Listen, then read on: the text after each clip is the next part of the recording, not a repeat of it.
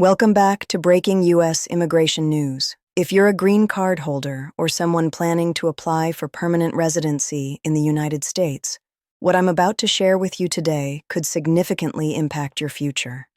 The Trump administration has announced sweeping changes to the green card system, and these modifications are already creating waves across immigrant communities nationwide.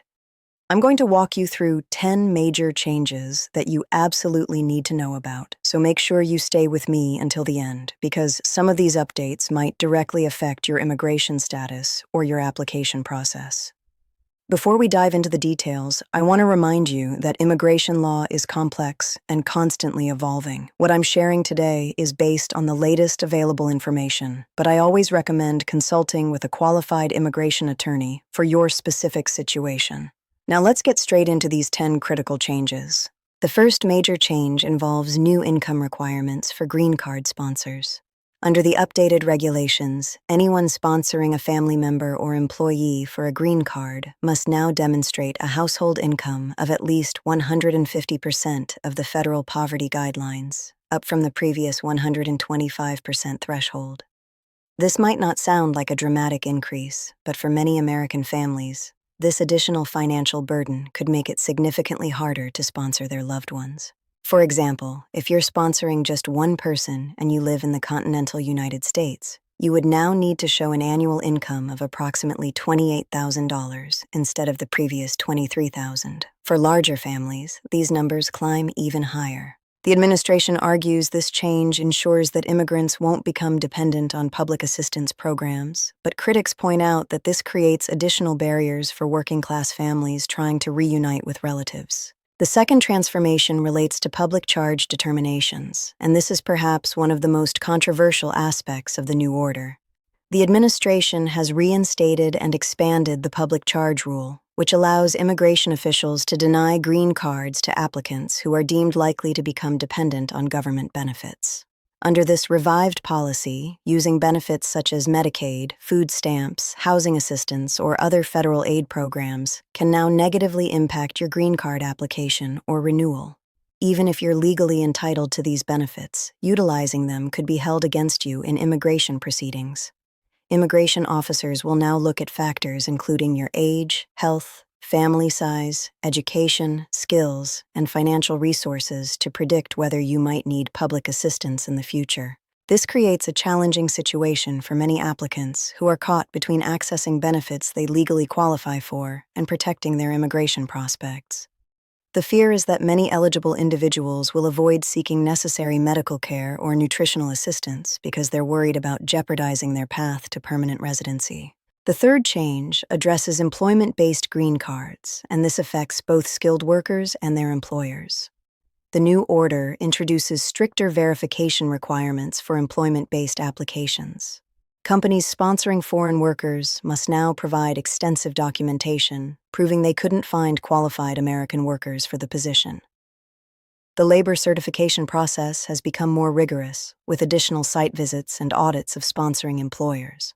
Furthermore, certain industries are now facing sector-specific quotas and restrictions.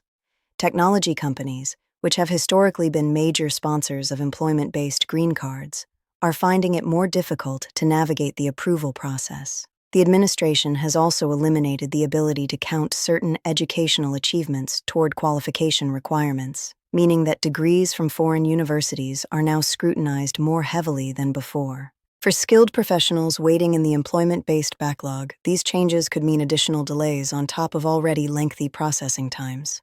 The fourth major modification involves green card renewals and conditions. Current green card holders need to pay close attention to this one. The validity period for conditional green cards has been reduced from 2 years to 18 months in certain categories, particularly for marriage-based green cards, where the marriage is less than 2 years old at the time of approval. This means conditional residents will need to file their petition to remove conditions sooner than before, giving them less time to gather evidence of their bona fide relationships. Additionally, the evidence requirements for removing conditions have become more stringent. Immigration officials are now requesting more comprehensive documentation of joint financial accounts, shared property ownership, commingled assets, and proof of cohabitation.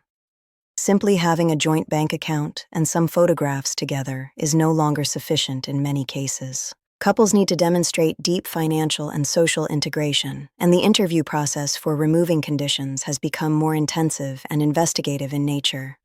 The fifth change pertains to travel restrictions for green card holders. While permanent residents have always enjoyed the freedom to travel internationally, new regulations now impose stricter scrutiny on extended absences from the United States. Previously, green card holders could generally stay abroad for up to 1 year without abandoning their status, and they could apply for a re-entry permit, allowing absences up to 2 years. Under the new guidelines, any absence exceeding 6 months now triggers enhanced secondary inspection upon return, and absences approaching 1 year can lead to presumptions of abandoned residency. Immigration officers at ports of entry have been instructed to more aggressively question returning green card holders about the purpose and duration of their trips abroad. Several permanent residents have reported being sent to secondary inspection and facing hours of questioning about their ties to the United States, their employment situation, and their intentions regarding future residence. Some have even had their green cards confiscated at the border and been placed in removal proceedings. The message is clear. If you're a green card holder, the government expects you to maintain the United States as your primary residence, and extended international travel can now put your status at serious risk. The sixth transformation involves family-based immigration categories and preference systems. The administration has announced plans to eliminate or significantly reduce certain family-based preference categories. Specifically, the category for married sons and daughters of U.S. citizens and the category for siblings of U.S. citizens are facing potential elimination or severe quota reductions. These categories already had wait times stretching decades in some cases, particularly for applicants from countries like the Philippines, Mexico, India, and China. The new policies would either eliminate these categories entirely or reduce annual allocations to such low numbers that the backlog becomes virtually insurmountable. For the hundreds of thousands of people who have been waiting patiently in these categories, sometimes for 15 or 20 years, this change represents a devastating blow to their hopes of family reunification. The administration argues that the preference system should prioritize immediate nuclear family members and that extended family immigration should be curtailed, but opponents contend that this undermines fundamental American values of family unity and breaks promises made to people who have been waiting legally for decades. The seventh change affects the medical examination requirements for green card applicants. All applicants must undergo a medical examination by an approved civil surgeon. But the new order has expanded the list of health conditions that can make someone inadmissible.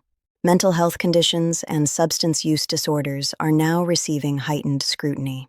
Additionally, the vaccination requirements have been expanded to include additional immunizations beyond those previously mandated. The medical exam must now be completed within a shorter time frame before filing the application, and the validity period of medical examinations has been reduced from 2 years to 1 year. This means applicants facing processing delays may need to repeat their medical examinations and incur additional costs. There's also increased emphasis on identifying communicable diseases, and even conditions that are treatable and pose minimal public health risk can now complicate the application process. Applicants with any health issues should be prepared for additional documentation from their physicians and potential requests for follow-up examinations. The eighth major modification relates to criminal history and background checks. The administration has broadened the categories of criminal conduct that can render someone inadmissible or removable. Offenses that previously might have been considered minor misdemeanors are now being treated more seriously in immigration proceedings. Drug-related offenses, even those involving marijuana in states where it's legal, can create immigration consequences under federal law. Domestic violence accusations, even if they didn't result in convictions, are now being examined more closely. The background check process has also become more extensive, with immigration officials conducting deeper investigations into applicants' histories. Social media accounts are now routinely reviewed as part of the vetting process. Applicants are being asked to provide information about their online presence, including usernames for various social media platforms going back several years. Any concerning posts, associations with questionable individuals or organizations, or evidence of activities that contradict information provided in the application can result in denials. The standard for what constitutes a security concern has expanded significantly, and immigration officers have broader discretion to deny applications based on perceived credibility issues. The ninth change involves application processing times and fee increases. Processing times for green card applications have increased substantially across most categories. What used to take 12 to 18 months is now taking 2 to 3 years in many cases. Premium processing, which allows for expedited handling of certain applications for an additional fee, has been eliminated for most green card categories. Meanwhile, filing fees have increased dramatically. The application fee for adjustment of status has risen to over $1,500 per person, not including biometrics fees, medical examination costs, and attorney fees. For families with multiple applicants, these costs can easily exceed $10,000. The administration justifies these increases by citing the need to fund immigration enforcement operations and reduce processing backlogs. But critics argue that these fees create insurmountable financial barriers for many deserving applicants and that the increased revenue hasn't translated into faster processing times. There are also new requirements for in-person interviews for categories that previously didn't require them, adding another layer of complexity and potential delay to the process. The 10th and final major change concerns the introduction of new compliance and monitoring requirements for green card holders. Under the new order, permanent residents may be subject to periodic verification of their continued eligibility for their status. This could include requirements to report changes in employment, address, or marital status more frequently than the current system requires. There's discussion of implementing a system where green card holders would need to file periodic updates with immigration authorities, similar to the requirement for non-immigrant visa holders. Additionally, the consequences for failing to comply with green card holder obligations have been enhanced. Failure to notify immigration authorities of an address change within 10 days, which has always been required but often overlooked, is now being enforced more strictly with potential fines and immigration consequences. The government is also cracking down on green card fraud more aggressively, with increased investigations into marriages of convenience, fraudulent employment relationships, and document fraud. Anyone who obtained their green card through any misrepresentation, even years ago, could find themselves in removal proceedings if the fraud is discovered. So those are the 10 major changes to the green card system under this new executive order. I know this is a lot of information to process, and I understand that many of you watching might be feeling anxious or uncertain about how these changes affect you personally. The immigration landscape is shifting rapidly, and staying informed is more important than ever. If you're currently in the green card process or planning to apply, I strongly encourage you to consult with an experienced immigration attorney who can evaluate your specific circumstances and help you navigate these new requirements. For current green card holders, make sure you understand your obligations regarding travel, residence, and compliance with reporting requirements.